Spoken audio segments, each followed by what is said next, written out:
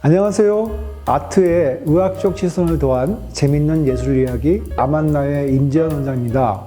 자, 멕시코 화폐 500페소 혹시 보신 적 있으세요? 거기에 보면 여자 그림이 있는데 굉장히 유명해서 아마 아시는 분도 있을 것 같고요. 그 멕시코 화폐 500페소면 우리나라 돈으로 제가 좀 찾아보니까 한 32,000원 정도? 굉장히 비싼 돈이더라고요.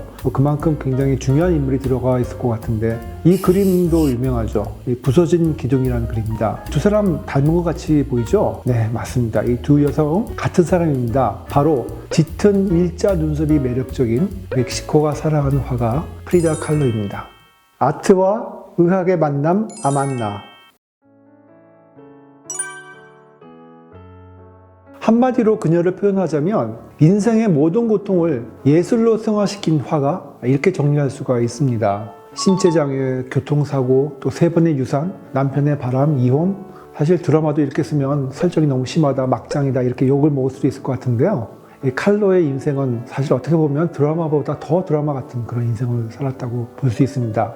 네, 멕시코의 유복한 가정의 셋째 딸로 태어난 프리다 칼로는 6살이 되던 해 첫 번째 시련이 찾아옵니다. 바로 척추성 소아마비를 앓게 된 것인데요. 사실 지금은 이런 척추성 소아마비라는 말은 쓰지는 않습니다. 급성 회백수염 혹은 척수정각염 이런 말을 쓰는데 쉽게 말씀드리면 바이러스가 침투해서 우리 몸의 그 척추를 가로지르고 가는 그 척수라는 중요한 신경이 있는데 척수 신경을 이제 마비시키는 것이죠. 척수성 소아마비라는 것은 바이러스에 의한 신경 염증이기 때문에 사실 염증인 상태를 잘 넘기면 후유증이 없이 생활할 수도 있겠지만 운이 나쁘게도 이제 그 바이러스의 염증이 심하게 돼서 신경세포가 많이 손상이 되면 한쪽 다리를 이제 잘 못 쓰게 되는 그런 심한 경우에 양쪽 다 못 쓰게 되는 경우도 있고요. 그래서 이제 나중에 회복이 되더라도 이 신경이 회복이 되지 않아서 한쪽 다리가 발달이 안 되니까 정상적인 다리는 길어지고 그렇지 않은 다리는 이제 짧아져서 다리를 저는 이제 그런 문제가 올 수도 있죠. 프리다 칼로는 후유증으로 이 오른쪽 다리가 왼쪽보다 많이 가늘어지고 굉장히 좀 약간 짧았습니다. 그래서 평생 이 다리를 가리기 위해서 양말을 겹겹으로 신고 긴 바지와 치마를 입었다고 합니다.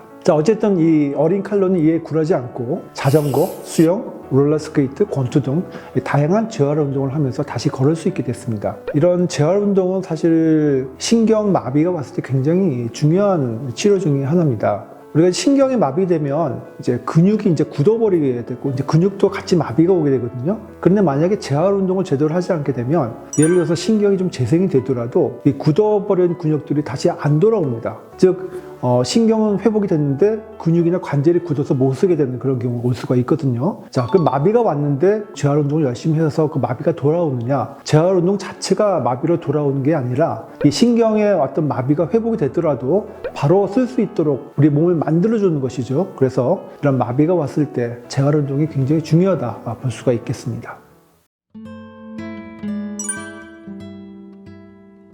프리다 칼로에게는 두 번째 시련이 닥칩니다. 바로 18살, 바로 그 꽃다운 나이에 칼로를 태운 버스가 전차와 부딪히는 큰 사고가 발생하는데요. 철로 된 봉이 그녀의 옆구리를 뚫고 척추와 골반을 관통했습니다. 척추와 골반은 각각 3군데 골절이 됐고요. 쇄골과 갈비뼈가 부러지고 또 오른쪽 다리는 무려 11곳이 골절이 됐다고 합니다. 또 으깨진 오른발과 어깨는 탈구가 됐다고 하죠. 프리다 칼로는 총 35번의 수술을 했고 척추만 7번 수술을 했다고 합니다. 그래서 눈이 뜨면 찾아오는 고통을 잠재우기 위해서 간호사는 진통제를 놓습니다. 보통 이게 척추가 골절이 되게 되면 저희 요즘에는 이제 여러 가지 마취도 굉장히 발전돼 있고 수술 장비가 발전돼 있기 때문에 고정만 잘 되면 보통 며칠 정도면 일어나서 바로 걸을 수 있게 되는데 과거에는 이런 그 척추의 고정 기술이 발전이 안 돼 있었기 때문에 보통 수술하고 나면 3개월 정도 누워 있는 게 일반적인 다반사였죠. 그래서 뼈가 고정될 때까지 이 척추를 이렇게 고정하는 방법이 없다 보니 머리나 다리 쪽에 줄을 달아서 이걸 당겨서 고정하는 치료도 했었던 시기였습니다. 지금은 우리가 척추 고정을 할 때 아시는 분도 계시겠지만 나사못이라는 것을 이제 척추에 삽입해서 그거를 고정하고 이 나사못은 티타늄이라고 해서 굉장히 그 강도도 좋고 탄력 있는 금속이기 때문에 아까 말씀드렸듯이 수술하고 그 다음 날부터 바로 걸을 정도로 고정 수술의 어떤 효과를 볼 수가 있는데 과거에는 척추에다가 처사줄을 감아서 쇠막대기에 고정하는 그야말로 원시적이라고 할 수 있는데 그런 수술을 하던 시기였죠.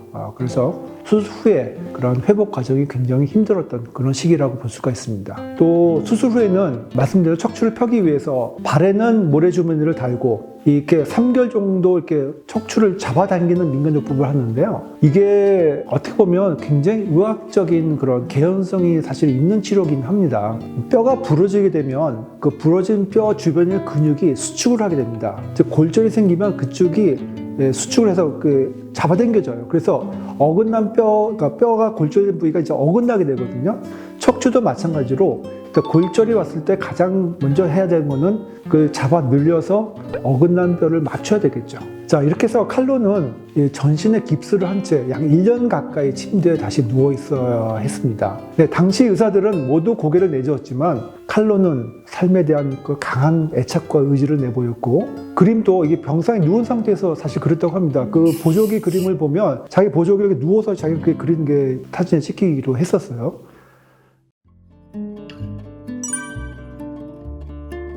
칼로가 뜨겁게 사랑하는 남자가 있었습니다. 그 남자 역시 멕시코의 대표 화가였는데 그 이름은 바로 디에고 리베라. 칼로보다 무려 21살이 많았다고 하죠. 우리 요즘 말로 하면 도둑놈 같은 그런 사람이었는데, 전차 사고로 아이를 낳을 수 없는 몸이었지만 칼로는 정말 절실하게 그 사람의 아이를 낳고 싶어 했습니다. 그래서 3번의 임신을 했는데 결국 다 모두 유산되고 말았습니다. 이 그림이 유산 후에 그 칼로가 그린 그림인데요. 칼로의 모습도 보이지만 정말 직설적이죠. 퇴출로 연결된 태아, 그다음에 약한 골반, 자궁, 또 리베라에게 받았던 난초, 또 의료기구, 골반뼈 등이 이제 보입니다. 칼로는 그를 너무 사랑했지만 그를 만난 것을 사고라고 표현했습니다. 칼로는 이렇게 얘기했죠. 내가 살아오면서 2번의 사고를 당했다. 첫 번째는 전차 사고, 2번째는 바로 리베라를 만난 것이었다. 실로 그는 엄청난 바람둥이였습니다. 칼로와의 결혼은 그의 3번째 결혼이었는데요. 결혼 후에도 계속 바람을 피웠고요. 심지어 이거 정말 충격적이게도 칼로의 동생과도 처제하고도 바람을 피웠다고 합니다. 이때 칼로가 그린 그림 단지 몇 번 찍혔을 뿐입니다. 이 그림 역시 굉장히 직설적이고 굉장히 무서운데요. 남편이 아내를 살해한 그런 실제 사건을 모티브로 해서 그린 그림인데 진짜 직설적이고, 리베라 당신도 나에게 이런 고통을 준 거야 하면서 이 여성의 다리를 보면 이 다리는 칼로의 다리입니다. 바로 자신을 대입시켜서 이런 강력한 메시지를 전달한 것이죠. 프리다 칼로는 생의 마지막 2년은 마약성 진통제 의존에 잠을 자듯 버텼다고 합니다. 그리고 47세에 폐렴으로 안타까운 그런 생을 마감하게 되는데요. 아마도 지금처럼 의학이 발달된 시기에 태어났다면 칼로는 좀 더 자유로운 신체로 또 오랫동안 작품 활동을 할 수 있지 않았을까 싶습니다. 아트와 의학의 만남 아만나. 지금까지 아만나의 임지연 원장이었습니다. 오늘 내용 유익하셨다면 구독과 좋아요 꼭 부탁드립니다. 감사합니다.